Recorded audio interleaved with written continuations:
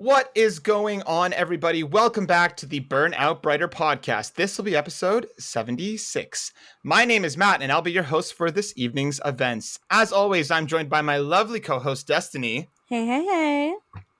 And this week on the show, we are hella amped to have on one of the SWOLEST men in video games. From the Video Games channel and Arekkz Gaming, we have Arekkz. How's it going? How's it going, man? I'm good. Thank you for having me on. That is an epic intro. I wish I could take the title as Swolest Gamer, but there are some big guys out there that I aspire to be like. But I'll take it. Man, have you looked in the mirror? Jesus Christ! Like the gun's on you, dude. Holy shit! But the thing is, you can always be more swole. I always look at it and I'm just like, oh man, I got to get bigger. Got to do this. So there's always that. There's always that chase. I know there's a couple more veins I can see a little more clearly. Ew, no, don't get veiny. That's not cute. No. Well, again, thank you so much for coming on, man. So before we get going into our usual rigmarole, tell us a little bit about yourself. Where can people find you? What have you been up to lately? And, you know, what's your thing? So, predominantly, you'll find me over on the Arekkz Gaming YouTube channel. There's a team of us, myself, 269, Paradise Central, and Vestmore, and we kind of cover a broad range of games. People will probably most know us for Monster Hunter. Back in the day, used to be things like Destinee and Division. We cover a wide range of games. Basically, we just cover whatever we're playing. But then, obviously, in more recent years, because I'm also kind of got heavily into fitness in the past, like 4 or 5 years. Last year, I launched a fitness channel called Video Games, where I basically try and combine the worlds of gaming and fitness, and also sort of dispel any myths and whatnot. Because fitness is one of those things that doesn't need to be complicated, but people will invariably try and make it complicated. So I try to use that as a platform just to kind of make things accessible, get rid of the BS out there, and just kind of get it so people can get after it. So that's kind of the predominant two places so far. Nice, that's awesome. And I have to say, man, Video Games, brilliant channel name. Like, thank you so much. So good. I saw that and had a good laugh because I was like, it's perfect. Well, the thing is, it's funny because I went through because video games as a concept has been a thing that I've been wanting to build for quite some time. Like, it's, you know, this goes way back to I think, in fact, the earlier ideas for it sort of came around 2018, back when God of War first came out. There was like lots of ideas back then, but it was, you know, there's definitely kind of those. I'm sure we've all had those times where you have these ideas, but you don't quite know how to realize them, so they just sit there like in the oven. And then obviously, like last year, I was trying to like really sort of bring it to life, and I went through like loads of different names. We were going through things like, you know, Level Up and like, you know, trying to sort of like find like gaming names. But because I like my puns, I just wrote it down on paper, and then suddenly I saw it, and I was like, oh my gosh, yes, like everything else just seemed like a rubbish name. I was like, this has to be the name. And then obviously I worked with the team to kind of get all the graphics for it. I was like, I got this crazy idea. Don't know if we can realize it, but I basically want a games version of a Game Boy. And they're like, sure, don't worry, we got it for you. And then they just like, they nailed it. So that was cool. Yeah. Nice. The logo is super dope. Everything about the channel is sweet. So everybody, please go throw some love behind Video Games and Arekkz, because he has got some really cool shit. And we are going to start this week's show, as always, with a round of random questions. And as is true to form, as we always do with our guests, we like to throw them under the bus without any notice. I am going to ask you a question, Arekkz, and it's going to be something that I have not thought about whatsoever, and that's the whole point of this, as I talk for way too long as I try and think of a question. And then once I'm done asking you, you will then turn around and ask each of us a question. And again, this could be anything and everything. We've had questions. My favorite one to go back to is, how do you clean a shoe? Everywhere up until like ridiculous video game related questions. So anything goes. But I'll start with asking you a question so our viewers can get to know you a little bit better. Sure. So if I have one. Do you have one? Because you were talking for a long time there. You have one, right? Yeah. Okay. I you know, because we're going to be talking about fitness and video games today, and you know, Arekkz is like swole as shit, and you know, he's you know, so if I wanted to ask him a question about video games and I got it. Okay, there we go.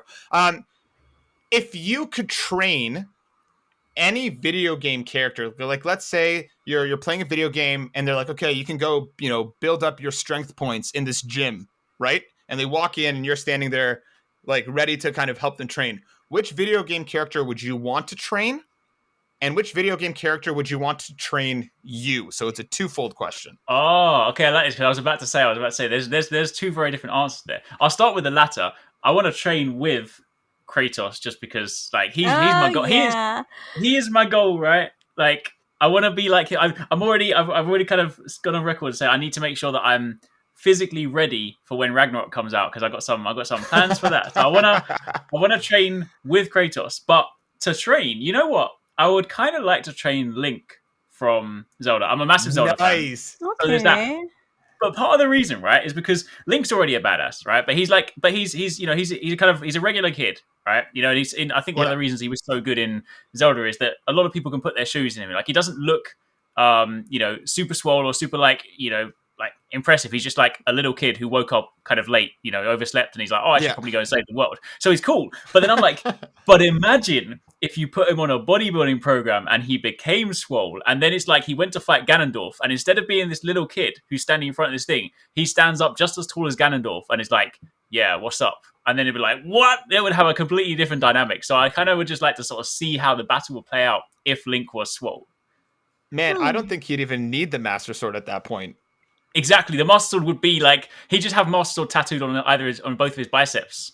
And he basically no, you know what he'd have? He'd have that, and he'd have Triforce Knuckle Dusters. Triforce. Oh yeah, the Triforce Knuckle Duster. He would just punch him in the face and just seal him straight away. And like when he goes into Ganon form, he'd grab him by the horns and just be like, "Not today," and then just like throw him over his head. You've really thought about this. I can. I tell. have. Like, you've thought about this a couple of times. Okay. Quite possibly.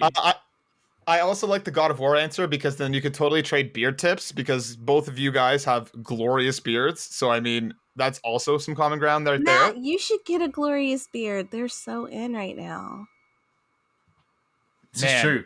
I feel like beards make everything better. Yeah, they do. Oh my god. Yes, I love a good beard. There we go. Look at this. Yeah. I do have a beard, but no, it doesn't count. It's glorious. No, it's a big. What do you mean? It doesn't count. It doesn't count. Wow. Okay, this podcast episode over. My beard's been insulted. I'm done 7 minutes in. Forget it. Awesome, man. Well, those are both great answers. So now it's your turn to ask myself and Destinee some questions. So who would you like to start with, and what would you like to ask? And again, anything goes. Oh, okay, right. Let me think. I need to think of the question. This is normally it's within a constrained like ask this specific question, but when it's like super broad, I might still keep it video game related. Let's think. While you're thinking, I'm just gonna like talk to Matt about his beard a little more. Sure. I'm just saying, Matt, just a little longer. I feel like you trim it, or can you not grow it out that long? I can grow it out that long. I'm just lazy to upkeep it. That is the honest answer. And I have the issue where I get a lot more neck beard than anything else. You know what I mean? I've got my question. All right, I've got it. I've got it. Okay. So Destinee, since Destinee, since you agree that beards make everything better, which video game character do you think needs a beard and would massively amplify their character if they had one? Oh my god, that's such a good question. That's a good question. Like, who could use a beard? Pikachu. No. And this is not your question, so you shut your little mouth. Your little baby beard mouth. Okay, you know what? I think Mario could use a beard. Only because he has the mustache, but like, could you see a rugged Mario with a beard? Like, he's just like over this shit, you know? Like, because he's always like jolly with this little mustache. But if we could give him like a serious fucking like beard and like maybe some muscle, maybe he's working out too. And he just comes in like fucking like ready to pound on shit, not in a sexual way. Yeah. Imagine I could picture him with the beard, and then he throws away the dungarees and has like a lumberjack shirt. So he's been living in the forest world. That is exactly what was in my head. Sexy lumberjack Mario. There we go. I mean, that needs to happen. I mean, like, he's been living in the forest for a little while. He's just sick of he's like the princess keeps getting stolen. Bowser keeps doing the same shit. I'm sick of this, and he just goes and just like starts carving wood and just like making a little house, his own little castle out of logs. He's like, I'm gonna start eating all these mushrooms. Forget just stomping on them. These little Goombas. They're all protein gains right there. Oh my god, you guys, we got to make this happen. Somebody write Nintendo right now. Let's do it. I feel like what we need is, I think Nintendo needs to bring Arekkz in for Ring Fit 2, but just make it a little darker. Have Mario as the main character, and then we can get some damn good fitness alongside edgier Mario. I think that could work. I'm down for that. Nintendo, I'm here. Just here's my number. Just give me a call. It needs to happen. There you go. All right. So another question for Matt, like this one, right? So you ever seen those films where it's like, the kind of the mind swap, or like they swap their job or their role or their life for the day? So take two video game characters. Yeah, and like, who do you think would make the most interesting personality swap or role swap? So imagine if you're like, I'm going to take Link and I'm going to put him in Gears of War. I'm going to take Kratos and throw him into Hello Kitty. What do you think would create the most interesting double swap dynamic? Ooh, that's a good question. I like Kratos and Hello Kitty already. I feel like Hello Kitty would thrive in that world. I think that switch would flip so quickly. But she'd be like a little Isabelle, right? Like have you seen all the? Yes. See, you already know what I'm talking about. I'm sorry, Matt. This was your question. Go ahead. No, it's all good. I'm trying to think of. I have one character in mind, but I'm trying to think of where I want to put him to kind of maximize the ridiculousness of the situation. So what I got this. I would want to take Red from Pokemon. Okay. And I would take him and I would swap him out with Leon from Resident Evil. Because I think Red, just relies on the Pokemon too much. I think he needs to get into his shit a little more. And then I totally see Leon becoming like an absolute Pokemon master, and just the guy's been through enough. Give him a little bit of a break. Let him play with some Pokemon instead of constantly running away. Do you not think there's a risk that he might, after everything he's been through, this first time he sees a Pokemon, he might just think it's a zombie and just shoot it in the head? Well, he's gonna have to find a gun first. Yeah. Okay. Right. But I'm also worried about that. Like, if a tentacle runs up on him, I mean, shit might go down. True. Like, if a tentacle ran up on anybody, shit should go down. Like, that's not cool. I'm out. Goodbye. All right, man. Those were two great questions. Thank you so much for asking this. And man, I gotta say, thinking on your feet, nicely done. I was struggling for a minute. Yeah, no, you did really good, Matt. Well, I'm gonna call you Baby Beard Matt for the rest of the podcast. No. Is like just terrible coming up with questions on the spot, aren't you, Baby Beard Matt? Huh? Anyways, moving on. Whenever we have a new guest on the show, as our viewers know, we like to ask them about one or a few games that matter to them. We like to talk about mental health. We like to talk about different games that have impacted us, or have gotten us through a dark time, or has helped us kind of when moments were a little bit rougher. So, Arekkz, can you tell us about a game or a couple games that matter to you? Sure. So I think kind of a couple of sort of different perspectives. I think I'd say one of the games that matters the most is just Legend of Zelda: Ocarina of Time, because that's just that's kind of what sort of kick-started. Like, I've been playing games since before then, but I feel like that was I was chatting to someone about this the other day. I feel like that's the point where I went from just like, I'm playing video games to I love video games, because it just kind of put me in this world. Like, I've always been someone that just likes to, explore and just, go on adventures and stuff. So I feel like that's just that embodiment in a game. But then to echo that, I feel like Breath of the Wild is probably the best one in terms of just sort of having a place to escape to. Because, especially when you kind of get into content creation, like, you like the way that you consume games, the way you do things like that is very different. And it can be, it's obviously can be quite stressful in its own right. Yeah. Obviously everyone's jobs are different in their own way, but I very rarely kind of get to sort of sit back and just like enjoy games for the sake of playing games these days. But Breath of the Wild because it is so important to me, when that sort of came out, I basically just like consumed it in a completely different way. Like, I just went off the grid for a week and just like played it like I used to when I was back at school. And that was so good for me, because being able to just like mentally escape and just like explore a world that, to me personally, is one of my favorite sandbox worlds. Like, I know some people might be like, oh, games like Red Dead have got incredibly beautiful worlds. Like, yeah, they have. But to me, like, Breath of the Wild is my favorite sandbox environment. And just having a place where you just go and like everything tells a story. Everything is interesting. Everything is just like its own adventure. I feel like that is probably my favorite place to be, my favorite sort of escape, when you're just like, I just need a break. So what is it about Breath of the Wild specifically compared to the rest of the Zeldas is it just how open it is comparatively, or is there something else about that Hyrule that stands out to you more than the others?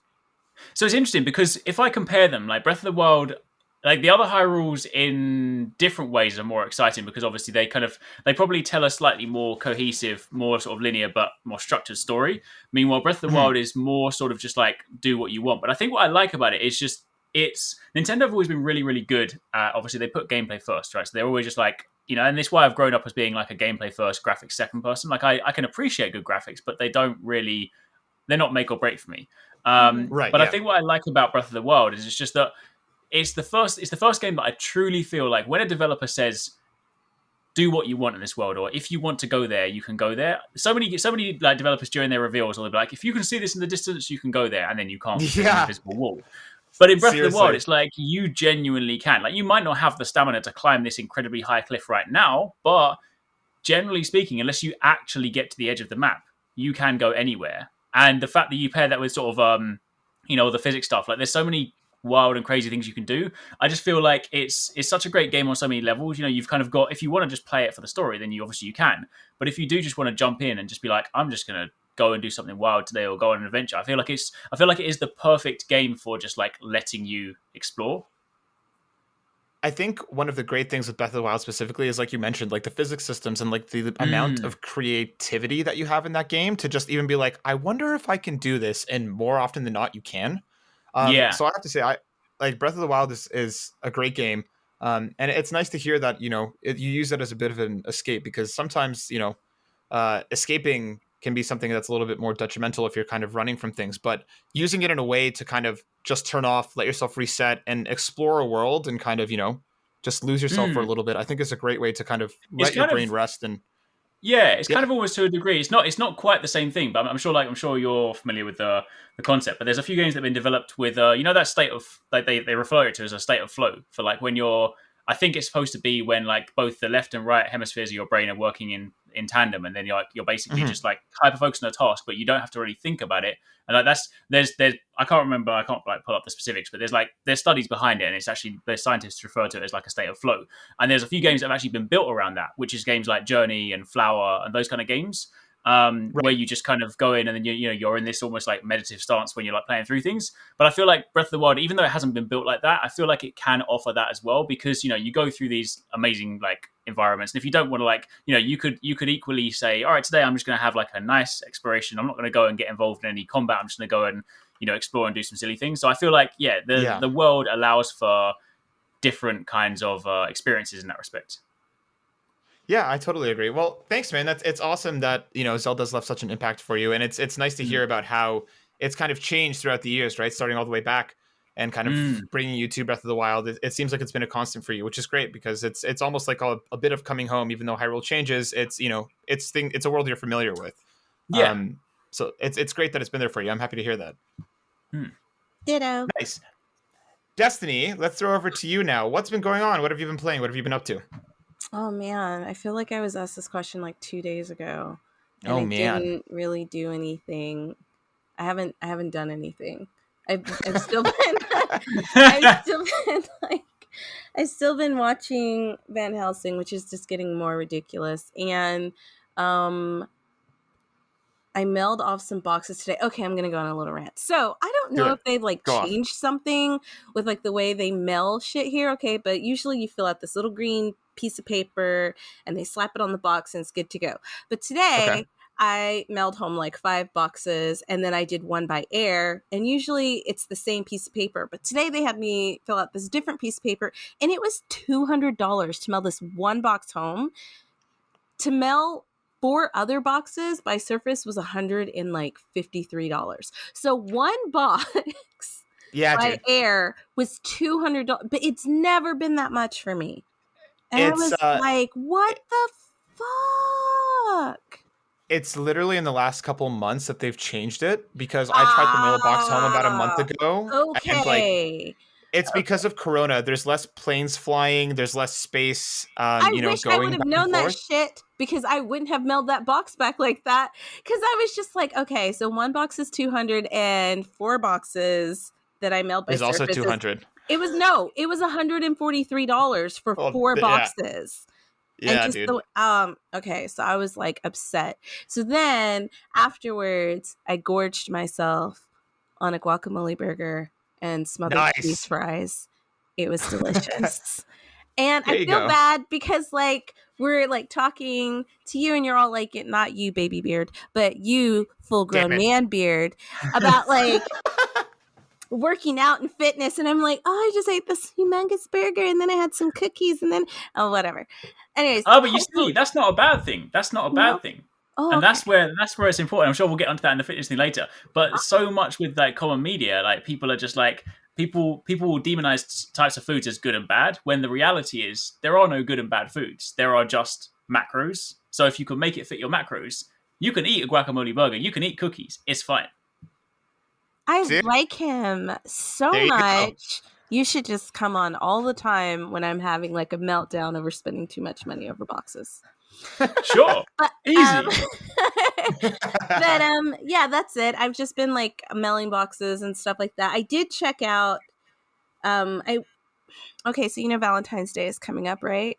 And there's a group on Facebook, and I don't know why I didn't think about this, but this girl posted, she's like, oh, I don't have a Valentine in real life, so I asked someone to be like my Animal Crossing Valentine. And she got this really hot, it is cute, but she got like this really hot guy to be like her fucking Valentine bae. And I was like, why didn't I think of that?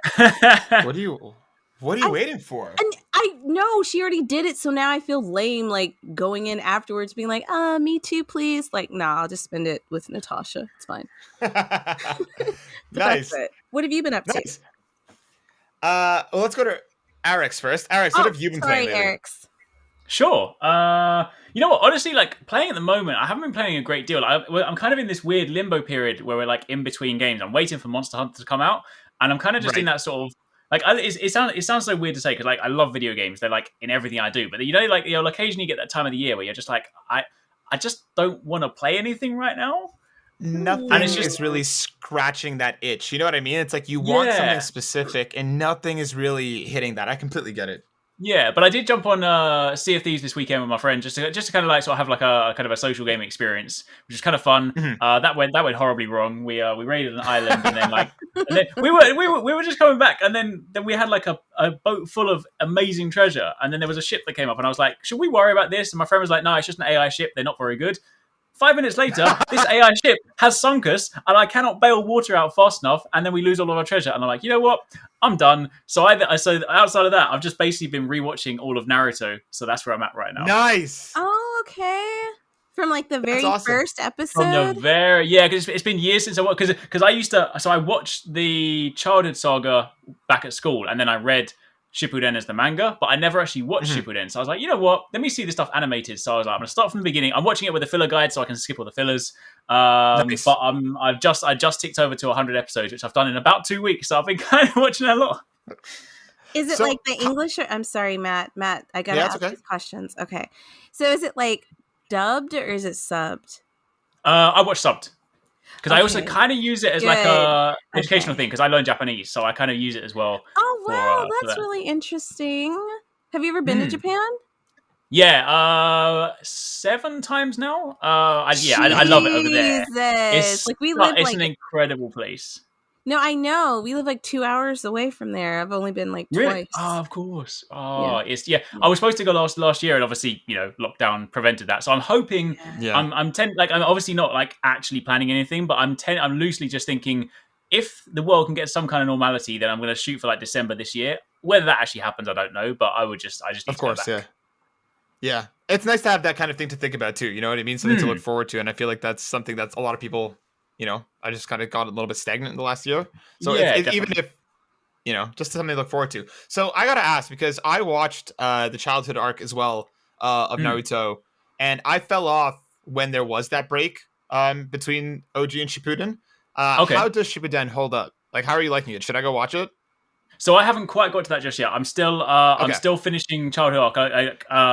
Sasuke's just gone off with Orochimaru's guys, so we're getting near to there. Yeah. Like I'm very near there. But Yeah, the thing is, I feel like it will still hold up well. What I've heard from like a lot of people is there's a ton more filler in Shippuden, but when you get to the really cool fights, like some of them seem to be really well animated, because that's what I'm interested to see. Because going back, like Naruto still holds up strong. Some of those iconic fights are still incredible, but it's interesting because obviously, if you watch a lot of like modern anime, like I'm watching Jujutsu Kaisen right now, and I can't help but watch it and just it's so good, but I can't help but watch it and think, imagine if Naruto was remade in the quality of Jujutsu Kaisen, because there's a lot of like I just forgot. Even when I started watching the series, I got to like the Zabuza arc. I'm like, why are they fighting Zabuza for 10 episodes? I'm like, this would have been done in 2 episodes in Jujutsu Kaisen, right? Yeah. So there's a lot of that that's like it still does hold up, but I can't help but think like, oh, that would be crazy. But some of the newer stuff, some of the like Shippuden stuff, does have that kind of quality of animation. So I'm interested to get to that. Yeah, you'll have to let me know what you think as you kind of get in there, because I've been thinking about it, and again, like all I keep hearing is just the massive amount of filler. Yeah. And I mean, like, I hope a filler guide would kind of, mitigate that a little bit. But yeah, well, let us know what you think as you get to Shippuden, because, I love the childhood arc. And yeah, dude, Jujutsu Kaisen is just way too much fun. So good. I think I'm about 1 episode behind. Are you caught up? Okay. Yeah. Yeah, so I just watched the panda fight. Oh, and I won't say anything more than that. Okay. But yeah, if anybody's looking for a cool new anime, Jujutsu Kaisen is a hell of a lot of fun. I want to train with Todo. Man. Right? Oh my god. Yes. As long as you can pass his best girl question, you're golden. True. And then he'll call me his best friend. There you go. As for myself, I have been continuing my playthrough through Temtem. I'm on the last island that's currently available. I'm still having a lot of fun with it. I've gotten to a point now where I need to be grinding a little bit because, I need to kind of level, and these levels are starting to kind of get a little bit higher than what I'm capable of doing right now, but I'm having a blast with it. I jumped into Destruction All-Stars over the weekend to kind of, get a bit of a feel for it over on PS5. That game is aggressively fine. I don't know how else to describe it. I didn't have a blast playing it, but I didn't hate it either. Like, they've just made some really weird design decisions, in my opinion. Like, there's no music in any of the matches. Like, yeah, that's true. Yeah. For a game that's all about like vehicular combat and like, being in this like, Thunderdome style fighting, there's like awesome music in the menus and stuff, but then like it just goes kind of, sound effects only for the actual matches, which I find very strange, because I feel like, with a good soundtrack, it would kind of heighten the experience. The game has, a good core to it. I just think it needs a little more time to kind of find its footing, and hopefully something like it's a simple fix, but music in game, I think, would go a long way to kind of help immersion in that game. Because like when it clicks and you're kind of just trucking through other cars and, running around and, pulling your hero car down, it's a lot of fun. But some of those matches where you're just getting like your teeth kicked in, I mean, like with any online multiplayer, it can get frustrating, but I think there's something there. I think it just needs a little more optimizing, and like something as simple as like proper group stuff. Like my friend and myself tried to play together, but like out of the 4 modes available, you can only party up for 2 of them. And so I would love just to have like a 2v2 mode where it's just like normal kind of mayhem, bash each other's cars in while just doing that with a partner, rather than kind of a bit of a free-for-all. Sorry. It's all good. But yeah. So I've been doing that, and I have gotten back into Super Mario Sunshine. Mr. Midas talking about Sunshine has kind of gotten me that itch to start playing it again. So I jumped back in, and that game still is fantastic. It's still one of my favorite 3D Mario games. It's such a happy game. I just like it. It's just that's what Nintendo do so well. They just make happiness in video game form. Exactly. Like, yeah.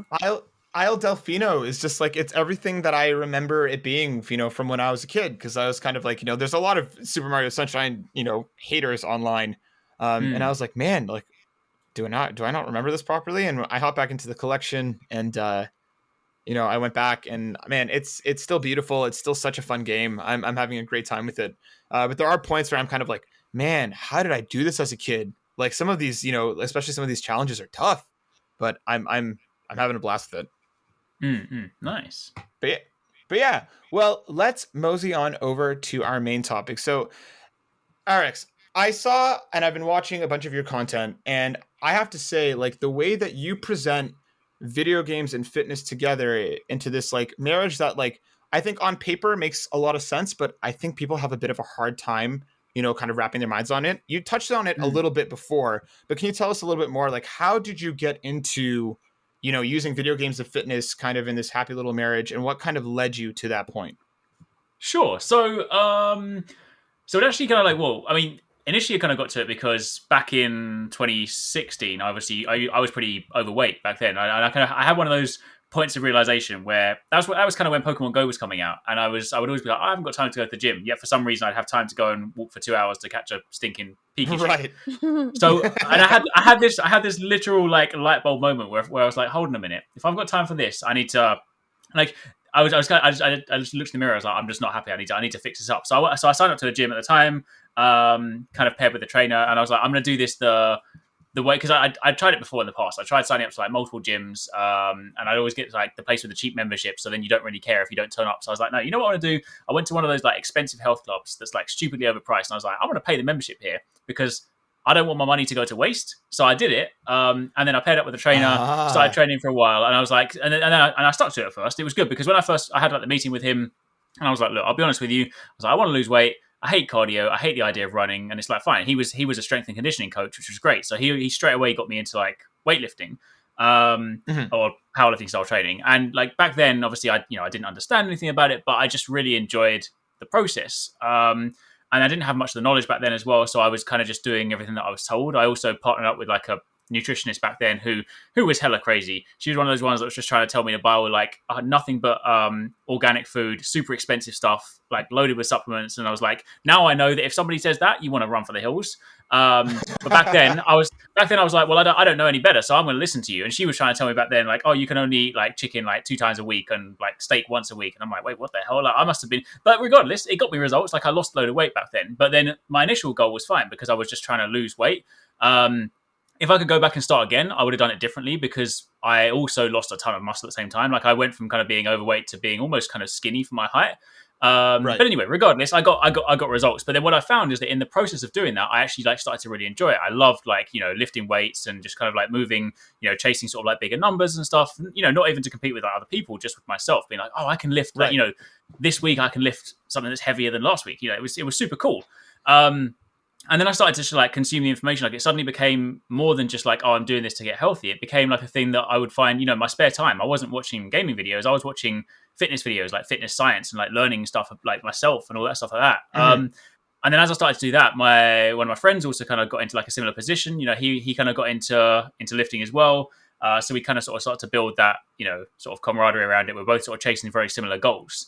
And then as things sort of started to, as it became more and more, it went from being a thing that I was just doing to be healthy to suddenly becoming just as important to me as video games. And then I started it just started to sort of click in my mind. Like opportunities came up, and I was originally going to do something like this with Sony sort of for God of War 1, but I didn't really like have. That's where I was sort of saying that video games was like an idea, but I didn't really know what to make of it at the time. Had this kind of idea. I was like, oh, we could do this like theme workout where I could be like Kratos and I could do like a deadlift session. And there was the idea, but it just didn't really go anywhere. So then I kind of just sort of left it in the oven for a while. But then as I kind of, the more I did it, the more I realized there's so many parallels between it. Like literally working out is very much like a real life video game. Take like an MMO. Like, you go in, you do your reps for the day, you grind your XP, you farm the same mobs. You level up, and then next week you're a little bit stronger. Next week you're a little bit bigger, a little bit smaller. And it's just there are so many parallels that can be made. And as I became, and as it's literally become like such an important thing for me now, like I would gradually sort of like find people around me would be asking the same sort of questions that I would ask when I first started. They'd be like, oh yeah, can I eat this food, or should I do this, or how do I lose weight? And like again, they would go through the journey that I went through, where it seems crazily complicated online because you search online and there's either someone trying to sell you a program for ridiculous amounts of money, someone trying to peddle you some supplements, or someone just with bad information. So then I was like, well, hold on a minute. I'll go on. Sorry. Yeah, and I think that, like, especially when you start researching that kind of stuff online, you find a lot of contradictory information, like you were saying, right? You find, this is the kind of diet you should do, but no, this site says this is the kind of diet you should do, but this is the kind of protein powder versus this is the kind of weights you shouldn't or shouldn't be using, right? And I feel like it can get really overwhelming. Yeah, exactly. That's the thing. And I even went through that cycle. Like early on in my training, I'd be doing one program, but I'd already be researching like what's the better way to do this? When the reality is the better way is to pick a program, irrespective of what it is, and just stay consistent. That's the thing. So I started doing that stuff, and then I was like, well, hold on a minute, maybe I can, because as I started to learn stuff, and it wasn't just like, oh, I've been, did it for like a week or something. Like this is sort of like after spending years and years like watching this stuff, learning this stuff, attending like seminars and stuff, and like started to be like, maybe I can sort of help people, and I can start trying to make it seem more accessible, make it seem less daunting, but also put like a fun spin on it. And that's kind of where the idea behind sort of video games came from. I think that's really a great cool. Oh my God, I'm so sorry about that. That's okay. I think that's a really great way to kind of break it down. And even the way that you're talking about it, right? Like likening it to an MMO, I think can kind of put it into language that people can understand a little bit better. Because even like you said, bringing up something like macros and like, keto diets and all these kind of different terminology that can be thrown about, to simplify it in a way that people can understand. I think that's one of the things that you do really, really well. So I think one of the biggest things, and something that I saw, on Reddit the other day, there was a post just kind of generally talking about like, the pandemic's been going on for a while now. A lot of people are kind of just stuck, and like, how do you stay motivated? And I think that's something that is just a very common feeling right now. How do you stay motivated at a time like this where everything kind of feels crappy? And even outside of that, like, when the world starts to pick up again, because I know myself, and similarly, it's like you were saying, I've joined and left gyms. I can't even tell you how many times I've started this program and stopped, and there's always a reason. What's your advice to kind of stay motivated through that initial period? Because I always feel like the first 2 to 3 weeks are the toughest part. And just kind of once you kind of get through that, it gets a little bit more habitual. But I think that like that first couple of weeks is so rough. How do you stay motivated? Sure. So it's interesting because I actually did a video on this very topic, right? And the first thing is you don't rely on motivation.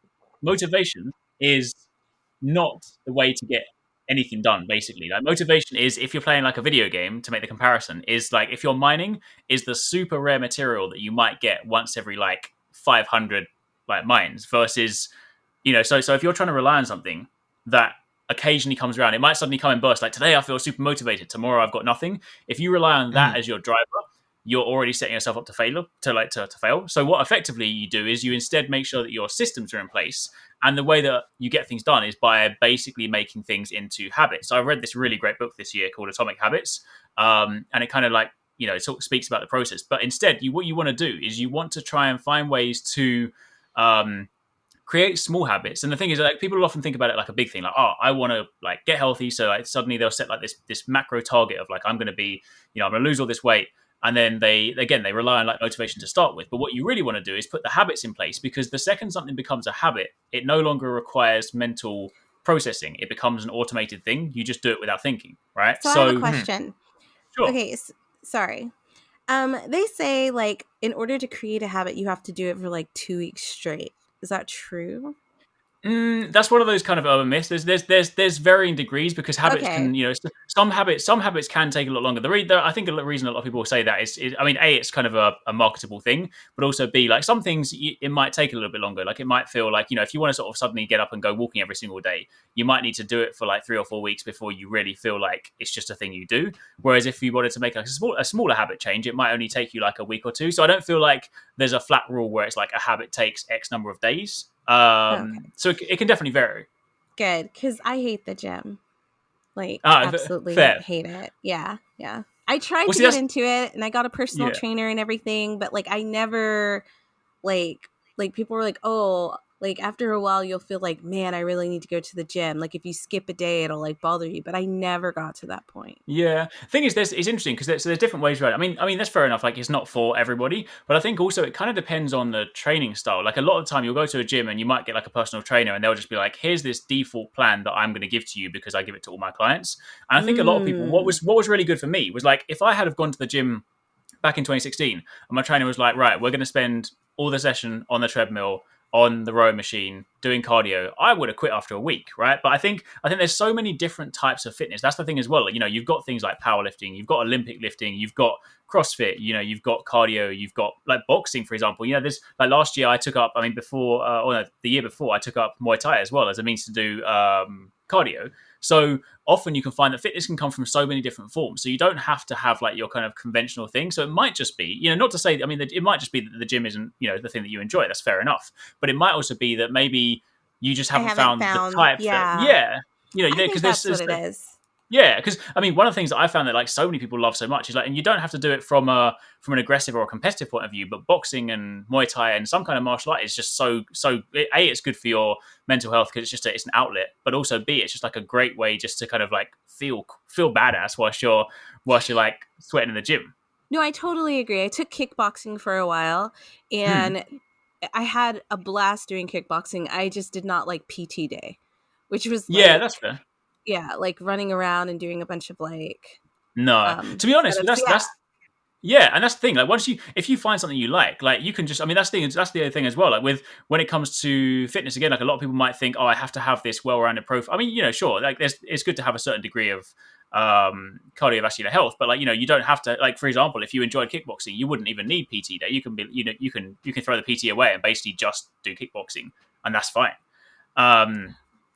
But when it comes to, just to kind of jump back to the habits thing quickly, one of the most important things for that is to kind of want to stay motivated. Is that I think a lot of people, they often try and start big. So they'll be like, right, I'm going to work out.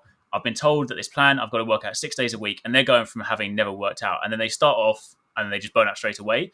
Whereas the way you want to approach it is that you really want to start with small things. Like even if you were like, and it sounds silly to say, but even if you were just like, right, I'm just going to work out for 10 minutes, 3 days a week for the next 3 weeks. Doesn't sound like much, might not make a huge amount of progress, but every time you decide to do something towards that habit, it's basically putting a vote towards the kind of person you want to be. Like I'm like, for example, I've done a different thing. Like obviously I work out, but I also, I suck at reading. Like I never read. Like and I know I should do. So this year I'm like, I'm going to make a better effort. So every day this year I've read like some pages in a book. Some days if I'm really busy, I'll only read 2 pages, which sounds nothing. You can do that in like 2 minutes. But if there's a really busy day and I sit back at the end of the day, I'm like, I'm still going to log my 2 pages for the day just to say that I read this day.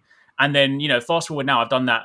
I haven't skipped a day for the past 40 days. So now I can say I'm somebody that reads versus before I was like, I want to read. You see what I mean? So if you take fitness and you say, all right, I want to become someone that works out. You don't suddenly have to go from 0 to 100. You say, right, for the next 3 weeks, I'm just going to do 10 press-ups, 10 sit-ups, 10 squats, and that's it. Like, it might take you 5 minutes, and then you're done. But you can log it for the day and say, I've done my time. Then fast forward 3 weeks' time, you might, all right, I'm going to do 20 minutes this week. And then suddenly that becomes like a 3-day-a-week workout. And before you know it, that's a habit.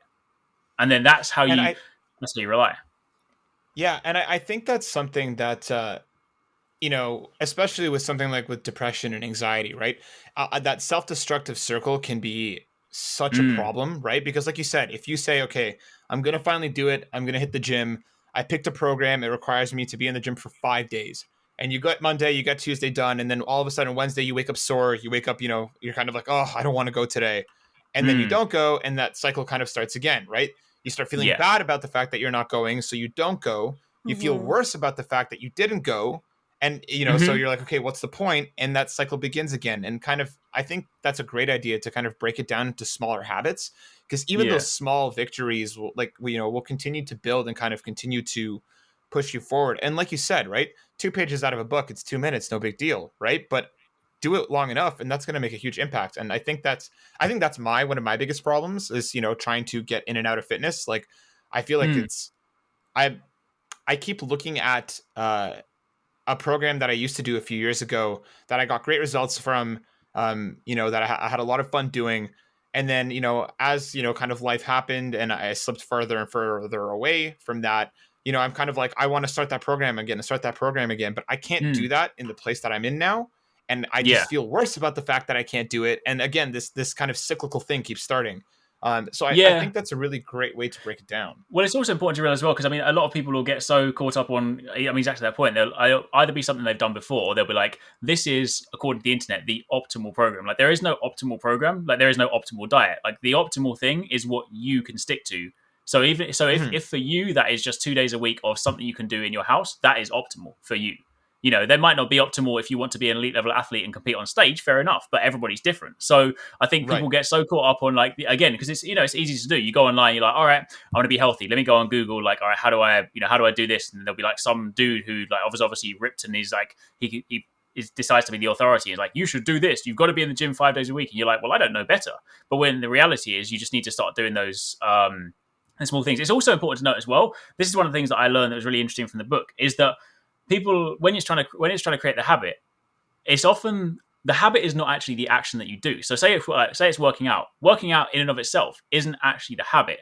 The habit is what you do that leads up to the action. So say the example they gave in the book is there was like a ballet dancer who would like every single day she would go and she would train regardless. The habit isn't that she would go and train. The habit is that in the morning, the second her alarm goes off, she puts on her shoes, she phones a cab.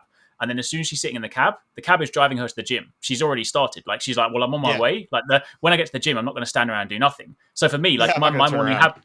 Yeah, exactly right. So for me, my morning habit isn't that I'm actually going to go and work out. It's that, like, by the time I've got up and I've got out of bed, I've drunk my water and I've had my pre-workout. I know that pre-workout is going to kick in 15 minutes. I'm not going to sit there for an hour just like jittering in my chair. I'm like, well, I've drunk my pre-workout, so I might as well get going. So what you often have to do if you want to set something up is like think to yourself, what is the thing that gets me to my action?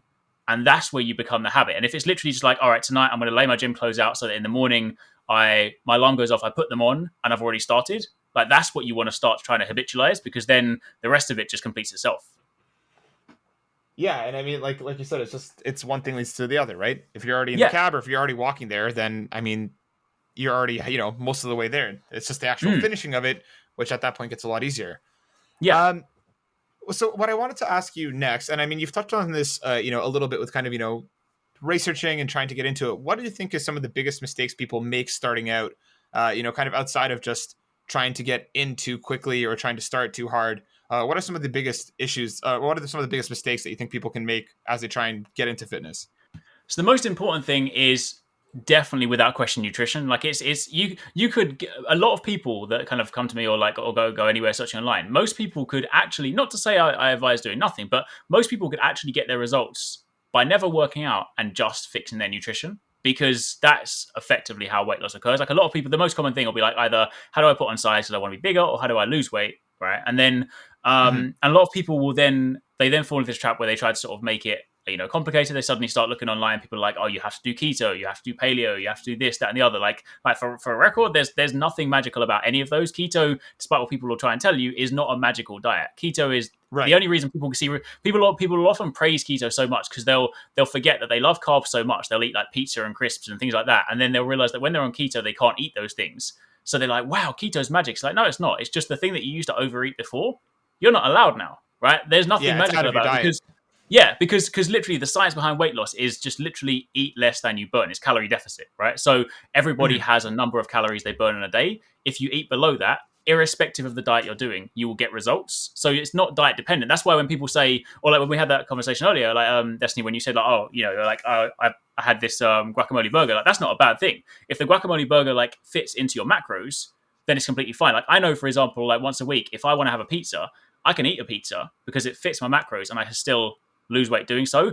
But when people start this journey, places will demonize things. They'll be like, you can't eat bread, bread's bad for you, you've got to have brown rice, you've got to have steamed vegetables, you can't possibly have like fried chicken. It's like, no, if what you're eating is below your amount, then you can eat. I mean, this is the thing, you can go as specific as you want. Sure, some foods are more nutrient dense. Sure, like a donut is not going to be as quote unquote healthy as like an apple, fair enough. But if, say, once a week you have that donut and that invariably makes you feel better because you can enjoy something, that is far more better for your longevity than saying, I've got to live a life of eating chicken, rice and broccoli. You see what I mean? So yes. So really it's about, like, again, it goes back to the same training plan. The best nutrition plan for you is the one that you will stick to. So that's about finding out what you, and that's what I've been like teaching like a lot of people that, recently, sort of just find, if you start doing tracking, like food tracking, for example, a lot of people are like, oh, I don't want to do this because I don't want to weigh my food. And it sounds like a little bit of a pain at first, but the second you start doing that, you suddenly realize that allows you to eat whatever the hell you want, because then at least you know that it fits within your macros, if you see what I mean. So I definitely say nutrition is the first stumbling block for a lot of people, because they'll, what the typical kind of journey, like, for example, we've got like a fitness channel in our Discord, and like one of the typical things, someone might come and say, all right, I want to lose stomach fat, so I've been doing a load of crunches and sit-ups. Like, that's not going to get you your abs. Abs are made in the kitchen. So yeah, I think that's definitely the stumbling block. I think most people, because especially if someone was like, oh, I don't really like working out, I don't like going to the gym, if you just ate in a calorie deficit and you didn't do any exercise, not to say that, I would still recommend doing some exercise, but if you didn't do anything and you still ate in a deficit, you would still lose weight and still get results. So yeah, exactly. My question is like, you keep saying, I'm going to say this wrong. Was it macros? Yeah, macros. Yeah. Is that actually when I hear that, I just I get anxiety. Like, I think oh my God, it's going to be hard to figure all of this out and blah, blah. Is it really that hard to figure out? No, it's so easy. So the thing is, macros, because also you can do this on varying degrees, right? So the top level is calories, and calories can then be broken into your 3 macros, like proteins, carbs, and fats, right? So some people will just track calories, right? They will just be like, I'm just going to, I scan the food that I'm eating, and this is 200 calories, this is 250, this is 300, right? And you can just do that, right? Because that will still, because provided your calories are still if weight loss is the goal, provided your calories are still lower than what you burn, you get results. You can get better results by being slightly more specific. But even so, when it comes to macros, it's actually really not difficult, because if you use something like MyFitnessPal, it basically does it all for you. Like, MyFitnessPal is just one of the many calorie tracking apps, but if you use that, it's got an inbuilt barcode scanner, it's got an extensive database, and variably you can just type what you're eating into the thing, and you add it, and it will already calculate it for you. It will say, all right, this is 300 calories made of X grams of carbs, X grams of fats, X grams of protein. So although you might have macro goals, you don't have to, it doesn't get infinitely complicated where you're suddenly sitting here trying to weigh things and trying to balance things out. Really, it's just a case of, you scan your food in, and then the app can just kind of suggest the directions you should be going based on where you're at in the day. Okay. I know when I had my personal trainer, he put me on this really strict diet where I could only eat chicken, sweet potatoes. Yeah, I could only eat chicken, sweet potatoes, and onions, and as many veggies as I wanted, but I couldn't eat any fruit, and I couldn't eat any carrots. What? Yeah, it was insane. Do you remember that? I do. Oh my gosh! Let me just say, right? If anybody ever gets a trainer that says if this is the thing, I saw a quote from a trainer that I really respect the other day. They were like, if the first thing that a trainer says to you is you can't eat this, you got to have these supplements, run for the hills. Take your money and run for the hills. They are. The thing is, I get it, right? Some people don't necessarily know the ins and outs of it, and sometimes for some trainers, especially if they kind of work in a commercial gym, maybe nutrition isn't their strong point, so they'll kind of go what they'll often do is that might be a thing that will happen if you're an elite level athlete, and all right, you have your sweet potatoes because it's a complex carb, or you have your chicken and stuff, but that is not sustainable for 99% of people. Yeah, that's definitely no, none of that. You can definitely that's the thing, because the problem is with a lot of people, they might say I'm going to do this thing, and they might follow it for say 3 weeks, 4 weeks, or they might follow it for half a year. They might get their results, but then the second they get their results, they're right, whew, I've been starved. I want to go back to eating pizzas and cookies. That's pretty much what happened. Well, but that's the thing. But then you go backwards, right? And it's well, then what have I done all this work for? So instead, if you get to your goal being oh, I'm still able to go and eat this Chinese meal, or go and eat this burger, or eat this pizza, and you get your results, then when you get there, you don't suddenly need this feeling to suddenly go backwards. You're just well, I'm just going to carry on as I have been going. If you see what I mean. So that's the goal to it. I like that, because I feel when I deprive myself of things, I want it more than I did when I could just eat it anytime. I really start craving things that I never eat. Usually. Well, it's that mental kind of thing where it's, the thing that you can't have is exactly what you want, right? It doesn't matter if you haven't eaten fried chicken in the last month. As soon as you can't have it, your brain's I want that. I want that. Yeah. It was hard. It was so hard. Because Matt likes to go out, right? And so he would be let's go out. And we would go to fried chicken places, and we'd have to find a place that served only grilled chicken. Or no. Yeah, it was insane. But Matt was a trooper. Yeah. No, that's the thing. It's interesting because that's one of the things that a lot of people, again, I guess it might be that if they're a new coach or whatnot, but they'll some coaches will plan things just for this is statistically what is the quote unquote best, but they don't factor in the mental side of dieting. A lot of people will be physically, this is what you should eat. It's all right, I can eat that and I will get results, but there's such a big part of working out and eating that is mental. If you are depriving yourself of all that stuff, you create these negative associations with food. As I say, it's so common to hear people be wait, you're eating bread?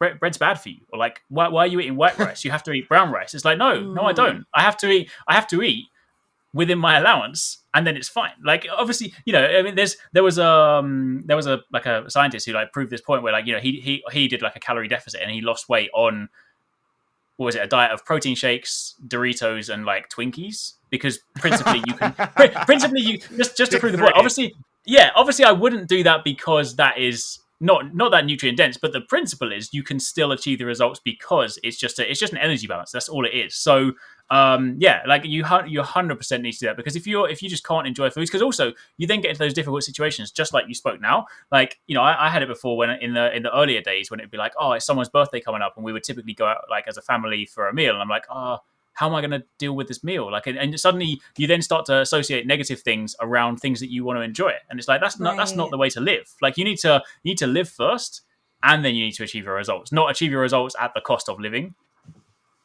That's a good quote.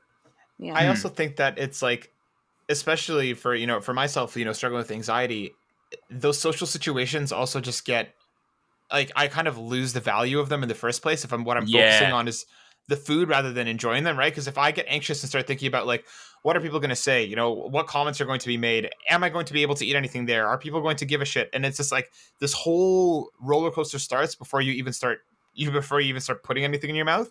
And then then you're hyper focused on what you're doing, on what you're eating, rather than enjoying the whole point of what's going on in the first place.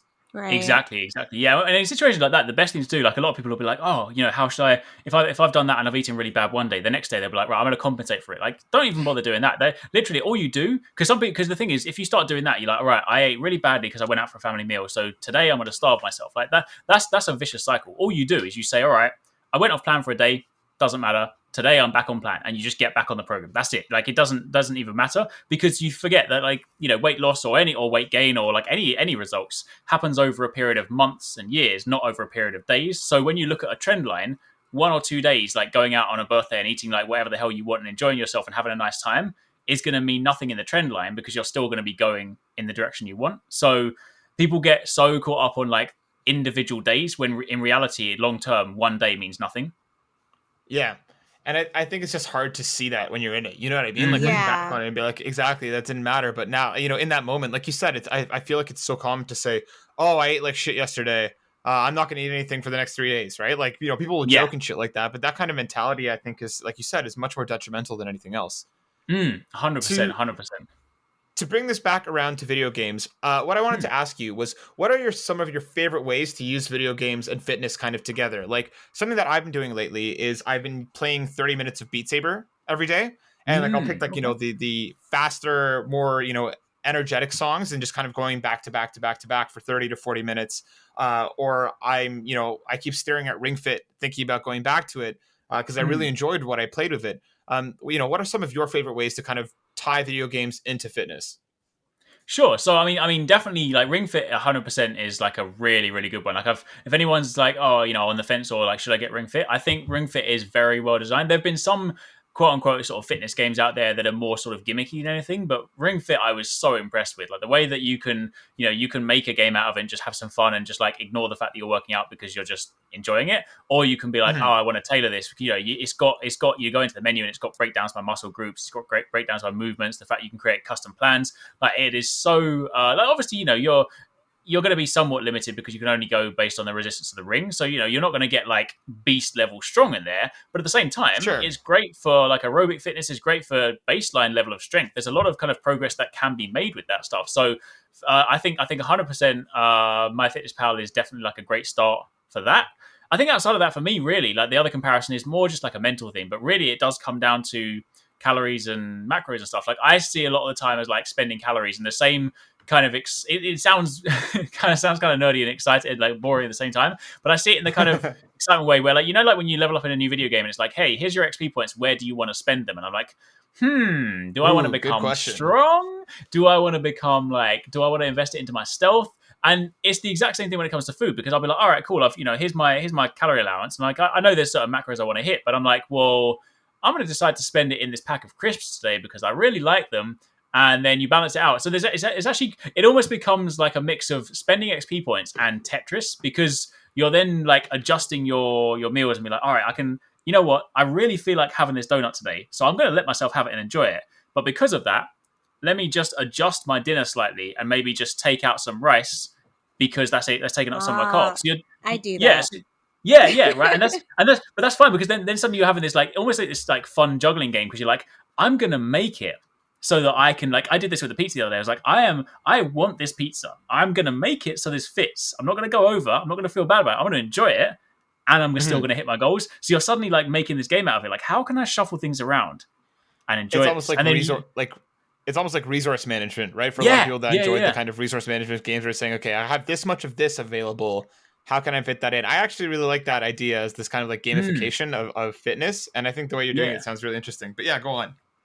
No, I mean that's definitely one of the main ones. Like, I almost want like there to be like a game version of like MyFitnessPal where they just rename macros from like protein, carbs, and fats to like strength, stamina, and like magic or something. Ooh, that would be so cool. That'd be really cool, right? Yeah. And exactly, I think that would also just make it more digestible for a lot of people, right? Like, you know, just make it a little bit easier. What do you think is one of the biggest reasons that fitness impacts mental health and vice versa? And like, in what way? Definitely just the act of working out releases endorphins, which is just really good for your brain, like your mind anyway. So I feel like the combination of just the endorphins you get, because, you know, like I if I don't work out for the day, like I just feel sluggish anyway. Like, but when I finish it, especially if you finish like a heavy session, or like if you're like into running, you finish like a good run, like during the act of doing it, you might be like, oh, I'm hella out of breath, or I feel like doo-doo right now. But the second you finish it, you're just like, whew. Like that feeling you get afterwards is really good. But also, depending on the kind of working out you do, you know, like especially, I mean, I speak specifically obviously about powerlifting because that's what I do, or obviously like even like Muay Thai. But I guess the same, you know, people will get the same thing if they go for a run. But like, even if you're, you know, if you're stressed, for example, or, you know, you need to clear your head, like just kind of being able to go and work out, put some headphones in, listen to some music, and then just like focus on nothing but that for like an hour is so good for just like clearing your headspace. Yeah, I totally agree, because I think once you're actually doing it, it's also kind of that, you know, that you get that gratifying feeling of, okay, I'm actually doing something, like, you know, I'm making progress. And like you said, if you break it down and kind of make it into, even if like, you know, 10 minutes a day, 3 days a week, you can kind of, if it starts to bite you, seems like the way that it did with you, right? You start to get more interested in it, you start to get more enveloped in it, and it can kind of, you know, snowball from there. All right. Well, the last thing that I want to ask you before we kind of move over onto news. What do you kind of suggest? How do people start? We've talked a lot about, about nutrients and using MyFitnessPal. What are some other kind of just simple little tricks that you think people should do to kind of start getting healthy in whatever way works for them? Sure. So I'd say number one would just be to get like a very, very basic understanding of like what your personal calorie limit is for the day. Even if you don't want to go hyper specific and start doing tracking and stuff, just being aware of like how many calories you burn as a person in a day, and then just start like if you really want to go hyper simple and you like, I don't want to start tracking, I don't want to weigh food, I just want to like make a few conscious choices, then just be aware of how many calories you burn in a day, and then just start looking at packets. Even if you're not going to do anything about it, if you're like, right, you know what, I'm going to have this pack of crisps, that's fine. Just look on the back and be like, how many calories are in it? Just so you have a mental note. Because if you're like, all right, I know that I burn 2,000 calories in a day. That's my maintenance calories.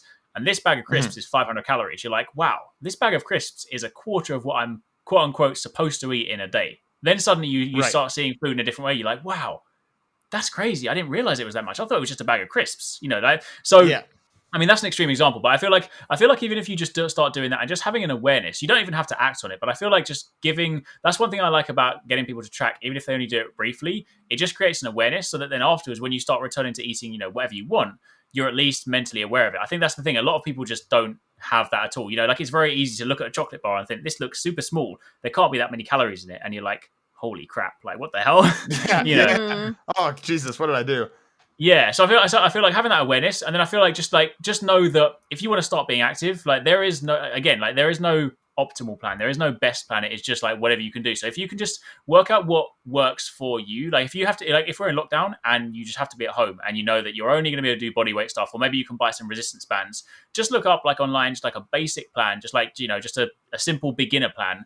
and just start following some of that. Even if you can't do the whole program, don't like beat yourself up and be like, oh, I can't do this movement because I'm not strong enough right now. Just get some basic movement in, like a typical sort of baseline level of movement. Maybe kind of just be a little bit more active, and drink enough water, and then you're kind of already on like a good point. That's my problem. I never drink enough water. Yeah, I'm just not thirsty. Yeah, it's true. It's true. I'm serious. I just don't think about it. Like, I'll go all day. I know this is so terrible, but I pee the same, which is TMI. Sorry. But I feel like I pee the same amount. You know what I mean? Like, I don't notice anything different. But if you're dehydrated, it will change the color of your pee, though. No, but I mean, like, I know that. That should be a simple thing for everybody. If your pee is not wet, you need to drink more water. No, but I mean, like, okay, but it's not good for your pee to be totally clear either, right? Yes. I wasn't aware of that. That's the goal. I heard that it's not good for your pee to be like clear. Like, it shouldn't be coming out clear. It should like have a tinge of yellow to it. Anyways, let's not talk about my pee. That's for sure. What I was trying to talk about was the fact that I just don't drink enough water because I don't think about it. Like, yeah. What you want to start doing is. Yeah, what I started doing is like if you start putting like assigning it to like certain meals, be like, all right, I'll drink a glass of water with breakfast, I'll drink a glass with lunch, I'll drink a glass with dinner. That's at least 3 glasses. Like technically, depending on the site, like I drink because I train. I aim for 4 liters a day, so I break that down into pint glasses. So I drink 8 pints of water in a day. So I'll have, and because I eat 4 meals, 4 of those glasses are just with meals, so I don't even have to think about it. I'm preparing my meal, I fill up a glass, I make sure that by the time the meal is finished, the glass is drunk. So at least I know that I've got half my allowance without having to think about it. The other ones I have to remember. Like, I try to just like in between meals, I'll just try and get off from my desk and go and get another one. So that one can be a bit harder. But even for like everyone else, like if you can kind of aim for like an average of like 2 liters in a day, you can get most of that just by drinking, like half a liter with food. Half a liter sounds like a lot, but like if you can kind of just do that with meals, you'll probably start automatically getting looking at more this bottle to see how many liters it is. I don't know. Can you get it from like just drinking like tea sometimes, like your liquid intake? To a degree, yeah. Tea, okay. Like tea, yes. Like coffee, like, I don't know. Oh yeah, like I don't know the exact science behind it. I know that coffee doesn't count in the same sense. So I think coffee, like some kind of effect. Okay. Coffee will dehydrate you more than anything else, I think, right? Yeah. Yeah, I think tea is like, if it was sort of more just like like green teas and things like that. I think that's probably like green tea or like herbal tea. Is that okay? Yeah. I think it will definitely contribute to the level. You do still want some of it just to be straight up water. Yeah, no. I do. I drink like sparkling water, like Matt knows. I like bottles of it, because I like the burning sensation. It's weird. I know that sounds weird. I need to stop talking about what I like. Anyway, so yes. So I do drink water, all right, and my pee is a normal color. And to summarize this all up, but like I get bored of just drinking plain water, so that's why I drink sparkling water, because just plain water, I don't find it appealing, so I don't think to like drink it. You know what I'm saying? Like, if you don't find a certain food appealing, you don't think to eat it. Yeah, right? No, I can definitely see that. Yeah, you can also like to a degree get some of those like low sugar sort of things that you can kind of put in water that kind of just flavors it, like then you suddenly turn it into like lemon water. Because I didn't know if those were actually like you should be using those, but yeah, I mean like a lot of those are like quite high sugar, but there are some like quote unquote healthier ones that are basically just like lower in sugar. It's just a chance to add a bit of flavor to it. You wouldn't put too much in, but if it just adds like a slight lemony sort of taste of the water and it makes it more appealing. Like, I mean, I think ultimately, because again, it kind of goes back to like, what works for you. Like if it's a difference between drinking some marginally flavored water or not drinking water, I'd go for drinking flavored water. Yeah, you're right. Like, good. So, Good talk. All right. Well, and there we go. Arekkz, thank you so much for teaching us about fitness and kind of telling us your journey, because I hope that people out there get at least a little bit inspired. Like you said, even if it's 3 times a week, 10 minutes a piece, just to kind of start, taking care of themselves. Because I think that mental health is so intimately tied into fitness, and even just starting to break those, the habits that kind of maybe weigh you down will make you feel a little bit better. So thanks, man. I'm inspired. No, thank you. Nice. No worries. No worries at all. I'm going to start watching your like God of War videos because Kratos is hot. So, but mostly for working out, obviously. Of course. All right, let's move over onto some news. We have two news stories that we're going to talk about. The first one comes from IGN over by Jonathan Dornbush, and Jonathan writes, Crash Bandicoot 4 coming to PS5, Xbox Series, Switch in March. Crash Bandicoot 4, It's About Time, is making its way to PS5, Xbox Series X and S, Nintendo Switch, and more this year following its 2020 debut on PS4 and Xbox One. It will run natively at 4K 60 FPS, and the PS, they also have 3D audio and a whole bunch of other stuff. You can also get a free upgrade if you already own it on PS4 and Xbox One. Arekkz, are you big on Crash? Were you a Crash fan? Nope, I hate Crash Bandicoot. I think he's rubbish. I feel like Crash Bandicoot, right? Crash Bandicoot is a wannabe Banjo-Kazooie. Banjo will destroy Crash in a fight. Yeah, you know what? Crash Bandicoot came along. He's like, hey, like, no, I feel like Sony were like, hey, we need a mascot who wears some blue shorts too. Let's make a little rat. It's like, no, man, like, get out of here. Crash Bandicoot. I went back, right? I'm sorry to anyone watching this. I went back and played Crash Bandicoot. It's got terrible controls. The game as a platformer. I love my platformers. That game controls like garbage. Dang, y'all gonna let him talk about y'all's mama like that? Went and dropped the hammer on Crash. I'm sorry, but he's rubbish. I didn't care about him either. It's okay. I never played any of those games. I played a lot of them growing up, and I tried to get back into the collection, and after about halfway through the first world, I was like, Jesus Christ, fuck this. This is so hard. And like so many of these jumps, I'm like, I feel like I made that jump. Why did I not make that jump? That's the thing, right? I play so many platformers, and I'm just like, if I die in a platformer, I like to be like, it's because I have been rubbish. I have misjudged this platform. I feel like in Crash Bandicoot, it was just because the controls were rubbish. Yeah, I am curious about this new one because people have said it's quite good. But at the same time, I'm kind of like, man, like 1 made me so angry, and I know this is 4. It's been a long time, but I look back and I'm like, how did I play those games as a kid? Because I played through all 3 of them, and now it's kind of like, oh man. Well, for anybody stoked on Crash, 4 is coming to, current gen consoles and the Switch in March. So check that out if you're interested in getting mad at your game. Moving on to our last article, which is a bit of a doozy. This is coming from IGN again, from Jordan Alleman. Jordan writes, CD Projekt Red suffers cyber attack, Witcher 3 and Cyberpunk 2077 source code stolen. CD Projekt Red has been the victim of a targeted cyber attack in which hackers claim to have stolen internal documents and the source code for Cyberpunk 2077, The Witcher 3, and more. The company announced the attack on Twitter, noting its internal systems have been compromised, and the hackers had left a ransom note. The ransom note was released to the public alongside the announcement, and it claims that hackers have dumped full copies of the source codes for Cyberpunk, Witcher 3, Gwent, and the quote-unquote unreleased version of Witcher 3, presumably the next-gen edition coming later this year. So basically, they got attacked. And from what it seems like, people are disgruntled about Cyberpunk. They decided to go after CD Projekt. They hacked their stuff. And they put up this ransom note, basically asking them to be paid off. Otherwise, they were going to start releasing things. CD Projekt basically went ahead and said, you know what, screw it.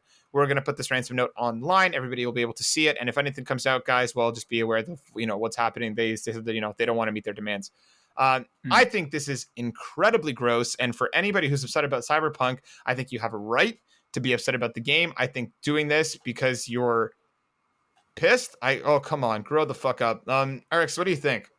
Yeah, man, it's just crazy. Like 100%, I agree. Like, you have a right to be angry, obviously, especially, it was a weird position as well because, I was really fortunate that I played Cyberpunk on PC with like an RTX 3080. So I had like what was the kind of quote unquote ideal experience, so I got to experience the game with like a few bugs here and there, but like nothing really crazy. And obviously, but then if you played on console, like, I mean, it is baffling. As someone that used to work in the games industry, as someone that worked in game testing, game submission, production, I do not know how the console versions, especially the PS4 and Xbox One, got through certification. Like somebody must have pushed something under the table. That's what I'm saying. So I get that. Like, regardless, like that is you have a right to be angry, right? But regardless, like, at the end of the day, these are still human beings who are doing a job, right? What people often fail to realize is that when this stuff happens, the people that suffer the most are the people that work on the ground level, like the foot soldiers that are doing the hard work, right? But what often happens, but the result of like what kind of gets pushed out is because someone in like a managerial position has said this needs to happen, so we're going to go regardless. They don't get the fallout, right? But then the people will suddenly start slating like the developers who have been sacrificing their lives to try their hardest to get this done. Nobody wanted to kind of like pull the wool over people's eyes, but someone in a business decision sort of has made it somewhere. But regardless, like, yes, you have a right to get a refund. Yeah, you have a right to be angry. But these are human beings who have worked damn hard. They want their game to be good. Like, this is not acceptable. Like, never acceptable. It's just like people just need to. What it comes down to, there's a lot of this in gaming. There's a lot of like entitlement in gaming these days, especially now that social media is so prevalent. Everyone's like, I deserve this. You should do this for me. Like, I'm a fan of the game. This is what I expect. It's like, doesn't matter what you expect. Like, the game is made, right? You either like it or you don't, and then you move on. Like, you just because you have paid £20 or £50 or £60, you're not entitled to the world. You're entitled to a good game, a functioning game, yes, but you're not entitled to like it's the same reason that people complain when like they add DLC or they add this, like, this should be free, I paid my $60. Like, do you realize how much time it takes to make this stuff? You're not entitled to anything beyond your purchase. So like people need to just like that's one of the problems is that like they don't. It's a problem that a lot of artists have to deal with. Like, people want to pay them or underpay them because they don't realize how much work and effort it takes to put into something. So that's just worldwide. That's not just within like the gamer community. But I absolutely agree with both of you. It's bullshit. Like the idea that somebody was like, we're gonna hack your company and then like put everything out there. Well, that just ruins shit for the next game that they might have planned coming out. So I don't know. I just think I'm not surprised. Is that bad to say? Yeah. Like, I'm not surprised somebody got that pissed off and like decided to do it and actually like achieved it. Cause I'm sure that's like people have probably tried to do that before. So. Yeah, I agree. Like, I just think it's completely gross, and being upset is one thing. That's fine. Vote with your wallet. If you don't support it, don't support it. You also, you don't have to pre-order it. You don't have to buy it day one. Wait and see. I don't know why people who are that sensitive pre-order shit anyway. Like, that does not make sense to me. Like, there's always going to be like a couple of bugs, or there might be something wrong, right?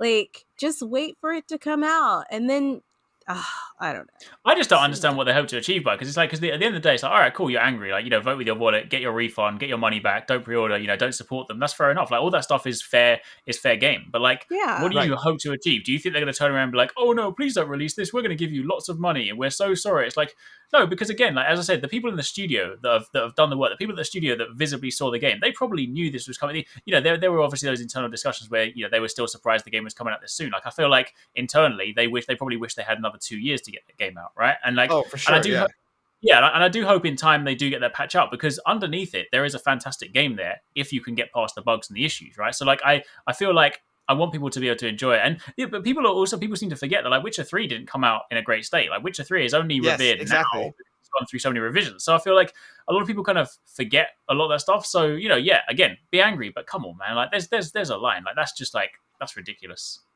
Yeah, and like, I don't know if they're expecting to like be championed by the gaming industry. They're gonna be like, look at the ones who stuck it to CD Projekt. Like, I think what you said, Arekkz, about the level of entitlement in the gaming industry, I think is just, people need to grow up. People need to respect the fact that not everything will always go your way. And if you make a bad buy, you make a bad buy. Hope that the game will get better, but there's not much else you can do about it. Stop fucking with people's livelihoods just because you're upset. Yeah, but that agree. Brings us to I wanted to say, sorry. I wanted to say something because it was big for me. Okay.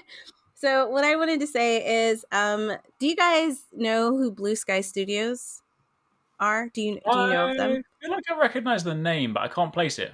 Okay, so they did like the movie, like the 3D movie, The Robots. They did Ice Age. Okay, yes. Cool. Yeah. So they just got shut down by Disney.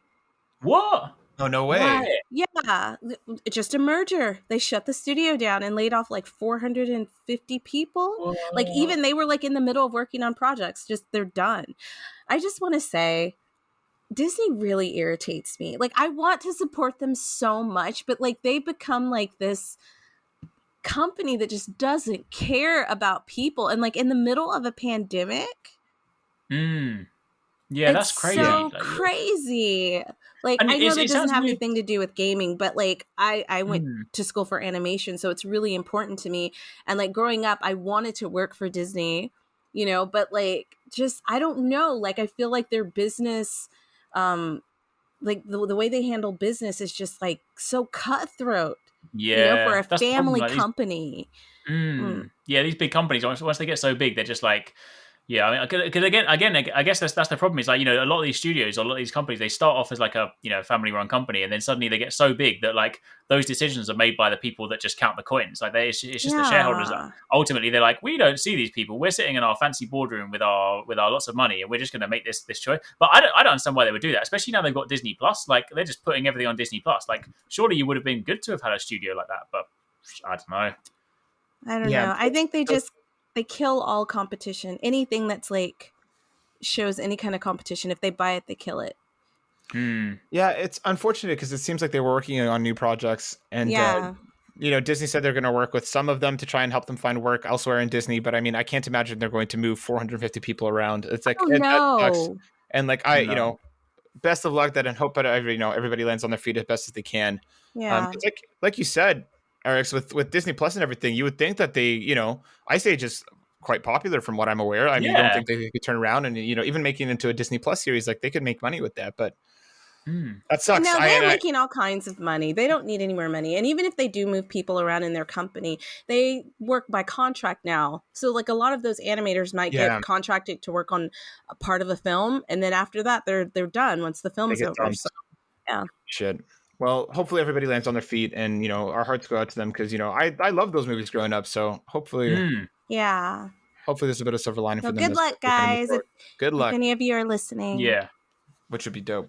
All right, Arekkz, thank you so much again for joining us. It's been so much fun talking to you, and I hope that, you know, our conversation helped inspire a couple of people out there. Can you tell us one more time, where can they find you? Where can they find all of your awesome content? Sure. Thank you very much for having me. It's been a lot of fun. You can find me predominantly over on Arekkz Gaming. We'll be covering lots of games. Of course, as we get into March, it'll be lots of Monster Hunter. And you can find me over on video games if you want to do some fitness stuff. Some of the recent videos have gone over some of the stuff we've spoken about. So how to be motivated, how to get started with working out, how to kind of get your nutrition in order. So if you want some starters, then check out the most recent videos. They should help kind of clear some things up. I think I just followed you. Thank you. Perfect. Awesome. Well, then, thank you. Thanks again. I hope you'll come back with us because I kind of, you know, talking about Crash, I feel like we're going to have an episode just debating the best video game mascots, and I feel like it's going to get ugly. So I think that'd be fun. We would love to have you on again. So thanks again for joining us. Yeah, that'd be great. Thank you. Thank you for having me. I'll definitely be back. Awesome. All right, let's close this out. Destinee, is there anything left that you want to say? I'm going to start drinking more water. Yes. Yay. That's it. And perfect. Arekkz, anything left that's banging around up in that noggin of yours? No, my brain is now empty. I've now emptied all of my knowledge. I'm now just an empty water cup needing to be filled. There you go. Perfect. All right, everybody, you can catch us on YouTube over at Burnout Brighter. You can find us on Facebook at the Burnout Brighter Podcast. Check the podcast over at anchor.fm/Burnout Brighter. The podcast will be going live we started it last week. They'll be coming up day and date with the audio over on YouTube. So please throw us a sub. We're trying to make it to 100 so we can get that sweet custom name for our channel. So please support us if you can. Go follow Arekkz over at all of his cool stuff. I'll post all of the links in the show description. Thank you once again. We will catch you guys next week. Destinee, please say bye. Bye. Arekkz, please say bye. Bye. We'll catch you guys next week. Peace out. Deuces.